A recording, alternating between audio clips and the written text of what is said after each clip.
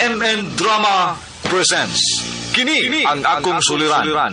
Sa bugtong tuyo nga kami makaalagad kaninyo, among gituyo pagmugna kining maong tulumanon nga pagatambagan nila ni Dr. ni Elaine Bathan nga mutabang sa pag-iway sa mga gumunhap ug kalibo nga inyong gihambin ilabi na sa punto legal. Kinisab si Dr. Rene Obra ang kaabag sa inyong suliran.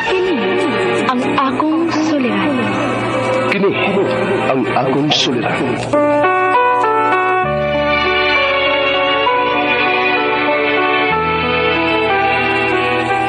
Sa atong pagkaymugso ng kalibutan, gikalawaan at ang daan sa atong suliran. Ang suliran mo'y kabahin sa itong inadlang panginabuhian. Aba na doon ay suliran nga dili mo mapasan nga ikaw ra. Nagkinahanglan kag katabang aron sa pagsulbad ni ini. Nagkinahanglan kag kahayag na mo'y mulamdag sa imong unahuna. Ug tungod ni ini, natawag kini nga atong tulumanon nga naguluhan. Kini ang akong suliran. Kini ang akong suliran. Mga minugbong duwa nga matapos lang sa usa ka hugna. Mga kinutlog gikan sa mga suwat sa mga minahal namong tigpaminaw. Busa kung aduna kamoy suliran nga naggumon karon sa inyong galamhan. Suwata ka na ug ipadala ning atong tulumanon. Kini ang akong suliran. Aron kabuhatan ka na og duwa sa kahanginan ug pagatambagan sa mga bulawanong hunahuna. Kini ang akong suliran. Kini ang akong suliran. Sinumat ni Teresa Tirul Soria, ubos sa direksyon ni Ingrid Miss Iver Tudaso. Dalit kaninyo sa RMN Drama.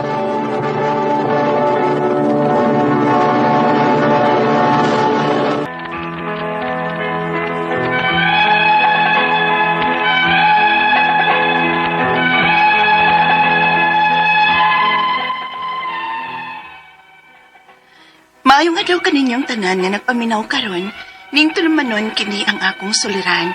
Ilabi na kaninyo Dr. Rene Obra ug Attorney Elaine Bathan. Ingon man sa mga artista nga maghatag og kinabuhi ning akong suwat suliran.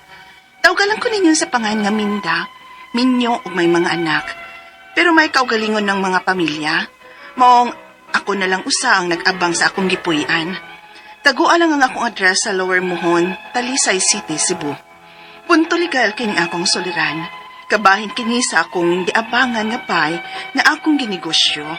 Aron ninyong hisabtan, sugdo na ako sa dihang nagsabot pa mi sa tag-iya sa bay. Ingon ni ini ang mga panghita ko.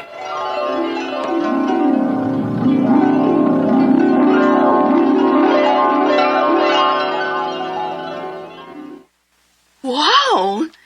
Nindot man din ni nga bay? Pila ka nito'y abang sa monthly ani? 15K.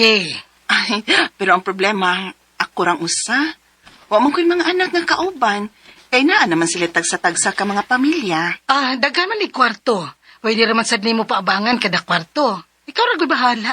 Ay, mao ba, ma'am? O sige, ma'am. So, okay na tani ha. Magpinirmahay na ta og kontrata ha. O sige.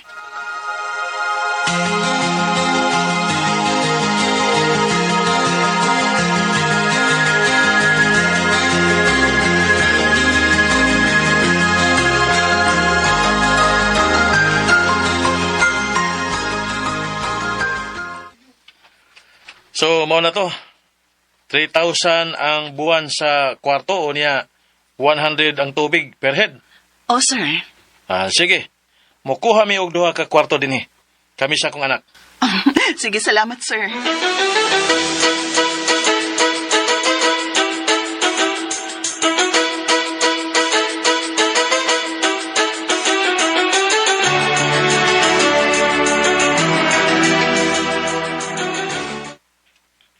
Basta kay monitoran lang yun lang abang ma. O, dong. O niya, kung saan mo nang bayad sa kuryente, anak. Naramay kaugaling mga submitter kay ipaabangan man day kuno ni tag-iya ang mga kwarto sa una. Unya ang tubig kay tag 100 per head sa akong pangayo. Naglista sad ko sa mga nangabang dinhi. Kumayo nun ma, kumauna. Kunya, kanus aman man gusto kabuhan ng una nag-abang diha.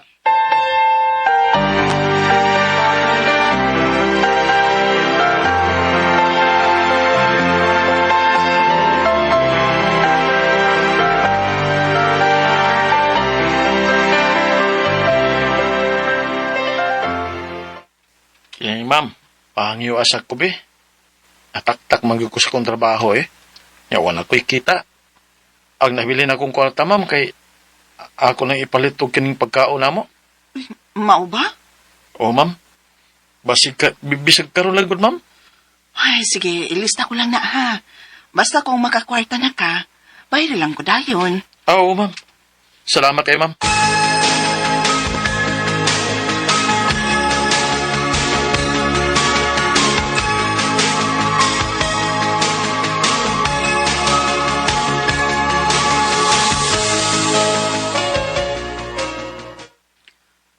Ma, naunsa naman ang pila namang kabuan nga way naghatag sa bayad sa abang nagpuyo diha. Malagi na, ay, sige ra maghangyo. Di na pwede ma, oy. Paringla na. Ug pugsa nga mobayad gyud. E kung dili gina mobayad, mapugos sa nagpapahawa nila.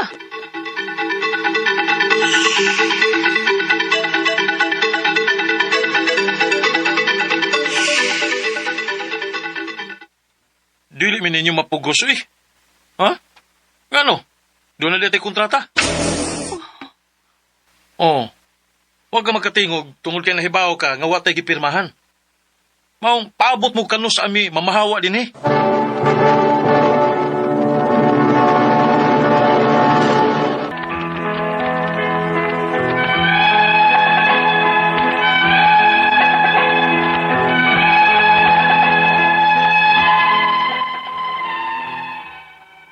Mo nay dako kay na kong sayo nga nagpaabang ko sa mga kwarto pero ako'y kibuhat ka kontrata aron unta papirmahan nila. Mahadlok sab kong mamugos kay ako rang usa og wa ko'y dag-anan ilabi na nga mga lalaki ang nag-abang sa mga kwarto. Mao ning misuway kog hangyo sa akong usa ka anak nga paarion sa akong gipuy-an. Unya, Ha? Nagpalaban pag hindi kasi mong anak? sir, tuman lang unta ta sa tong sabot, sir ba, para wa na'y samok, sir. Sir, nakiksabot og tarong ang akong inahan. Ug yatagan pa gyud mo og lugway nga pila ka buwan. Basta kay dili mo makapapahawa na mo din eh.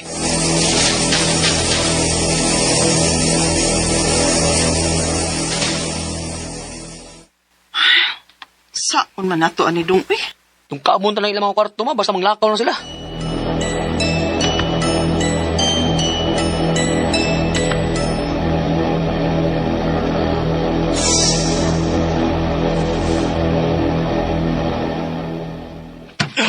Yun ang gilabtan ninyo ang among mga butang?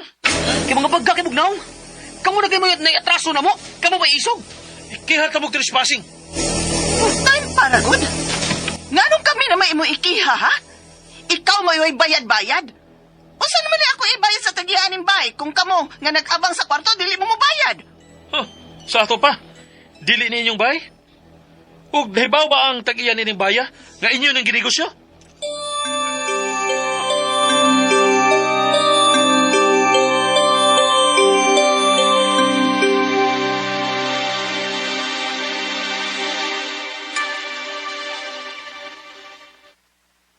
Mao ba?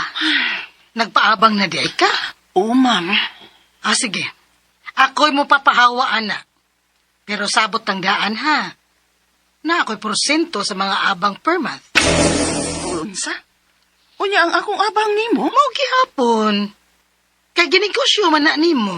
Pero, ma'am, Kay kung dili ka mo sugot, ako mao'y mukihan nimo. Wa sa atong kontrata nga gihatagan ka og pagtugot nga negosyohon nimo ang mga kwarto dinhi. pero nagsabot naman tangdaan, ma'am, nga pwede na ko magpaabang og lain, di ba? Oo. Pero nausab ang akong hunahuna. Alkansi man kaayo ko. Tuman ang ta sa sabot ha. Para dili ako'y mo kontra nimo kay kun buot huna-hunaon, wa kay ikasukol kun ikihati ka. Unsa?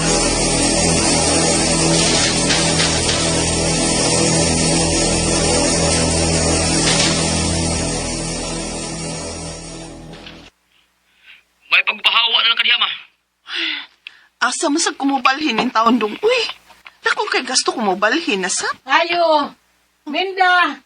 Anong ni Maayo! aman ito iyas bay?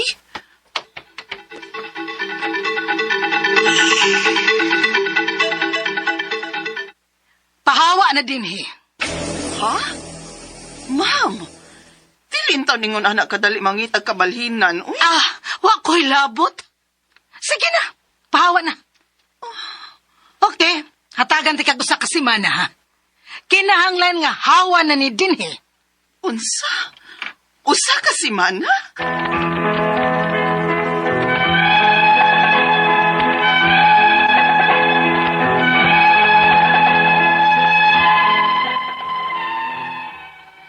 Naghatag ni Hinon og dakong kasamok ning akong pagpaabang sa mga kwarto sa bay nga akong giabangan. Ilabi na nga way klaro kasabot ang tag-iya sa bay, ingon man ang akong gipaabang. Ang akong mga pangutana mo kining mosunod. Unang pangutana, sa pagsabot pa lang namo sa tag-iya sa bay nga akong giabangan, siya mismo maoy miingon nga pwede na akong paabangan ang mga kwarto. O miingon pa siya nga ako ray bahala. Pero karon, iya kong giingnan nga mangayo siyag share sa akong kita sa pagpaabang. Pero maura gihapon ang akong bayad sa pag-abang sa iyang bay. Angay ba gyud ay kung mohatag niya og share ana nga nakabayad naman ko sa abang sa bay? Ikaduhang pangutana, dili mo pahawa ang nag-abang sa duha ka kwarto ug wa na sad ni siya bayad-bayad. Maong napugos ang akong anak og lungkab sa kwarto ug paggawa sa mga butang. Ug gihadlok mi nga ikiham og trespassing. Pwede pa gud di ay na nga nag-abang raman sila? Ikatulong pangutana, klaro ang sabot namo sa takiya nga miuyon siya nga mag-abang ko sa mga kwarto. Pero, wa na niya ibutang sa kontrata. Karon, kung dili ko nung kumuhatag og share, iya kong ikiha. Kay wa ko no sa kontrata nga nihatag siya sa pagtugot. Nabagyo day kaso sa mga ingon ana? Ikaw pa katapusan. Nakadungog ko nga naay gitawag nga grace period kung magpapahawa ka sa nag-abang. Og 3 months ang akong nahibaw-an nga ihatag nga tagal-ana. Tinuod ba na? Pwede ba na akong irason sa tag-iya para mahatagan ko niyag taas-taas pa nga panahon para makapangita ko kabalhinan? Palihog, tabangi og tambagi ko, kini ang akong suliran, Minda. Maayong adlaw, mga suking tigpaminaw, kini si Attorney Elaine Bathan, og ako ang muhatag dinyog tambag, tubag, solusyon, kalinawan sa inyong mga pangutana, mga problema na may punto legal, personal, emotional, nga mga pangutanag, mga problema, mga nabuagan, napasakitan, gibiyaan, nasawi, na-hurt. Sagdi lang, ana man na, ang gugma, risgo man ni usahay, move on lang gud ta. No, na pa may daghan din ha, may magmahutdan ng isdag, ang tubig ug isda na, ayaw lang yun kawa, og kanang hope, no? Sagdi lang, ana ra gyud na, may pag-ipadana ninyo yung suwat be, atong pagahisgutan, tubagon nato, malingaw pa ta, no? Ato na lang ikatawa atong mga problema, no? So, pwede ninyo ipadaan yung suwat sa suliran_612@yahoo.com or sa ato ang Facebook account nga kini ang Akong Suliran official writers page. Pwede sad atong ipadala sa 3rd floor Jose R. Martinez Building, Osmeña Boulevard, Cebu City. Lain-lain gyud na ha, klase-klase syaro pa mo. Wag gyud mo'y rason nga di na ninyo mapadang inyong suwat. Ay mo kauwaw, ay mo kaikog, di mo mahadlok. Kibaw ka, na-appreciate yun na nako kaning ato ang programa tungod kay genuine kaayo ang mga suwat ug suliran nga gipada. Di gyud tiaw guys, daghan kaming madawat nga suwat unya. Kanang real life gyud ba and makalipay baya nga maka-realize ka nga kitang tanan naagyo problema. Dili ta exempted sa problema ba? Naagyod, no? So, dili ragyod ta maguol, no? Ug pag-ayo, of course, no? Makaguol, bigyan na problema. Pero, remember lang yun, have a glimmer of hope, no? Dasig lang, salig lang, no? Nga, just as any dark night, muabot ragyod ang buntag. Dadating din ang umaga, basta tayo'y magkasama. Unsa ba? Muna, padayo din yung mga suwat, kuyog ta permi. Pila ka tuig na ta nagkuyog aning ato ang programa, no? Maski asa man mo, naamang gani uban nga, maski nanas laing nasud, adto sa YouTube, ani sa ato ang DYHP, nga RMN Cebu nga Facebook account, maminaw, no? So, kay, dili gyud, lahi gyud ka nang naanda na nato ni, ato ang programa, ha? So, si Minda, mo'y ato ang letter sender, gikan sa Lower Mohon, Talisay. No, Mayor Samsam Gulyas, Congresswoman Rhea Gulyas, kumusta mong tanan din ha? And, ato ang letter sender, ning ingon nga ang iyang problema, naman ni siya balay abangan nga gipanegosyo di ay, di ba? So, iyahang dakong sayop kay nagpaabang pero wa lagi siya'y kontrata. Sus, wating ini na absent ngayon is maminda pagstorya na to anang isuwat gud sa papel, di lagi pwede. So anyway, mao ni iyahang problema. Una pangutana, sa pagsabot palang kono nila sa tag-iya sa balay nga iyahang giabangan, siya mismo maoy niingon nga pwede niyang paabangan pod ang mga kwarto. Lesor, unya sable iyang ipasablis. Unya, niingon pod kuno siya nga siya ray bahala. Pero karon kuno, gina na siya nga mangayog share sa iyang kita sa pagpaabang, pero maura gihapon ang iyang bayad sa abang sa balay. Angay bagyo di ay kunong muhatag siya og share na nakabayad man siya sa abang sa balay. Tumi dapat dili. Kay ang inyong kontrata inyo. Sa pagpatugo imong kontrata, pagpasablis imo pod sa mga ni sablis nimo. So, murag siguro kay nakakita siya nga og kanang avenue nga makakwarta kana ganing usual batasan sa tao kana kay mag-greedy sa last part no mahakog sa last part murag mauni si ma'am mauni ang kaning tag-iya sa balay no pero di gid unta makiangayon kay mo naman inyo hang sabot nga ginan man kang kay bahala so dapat unta wa.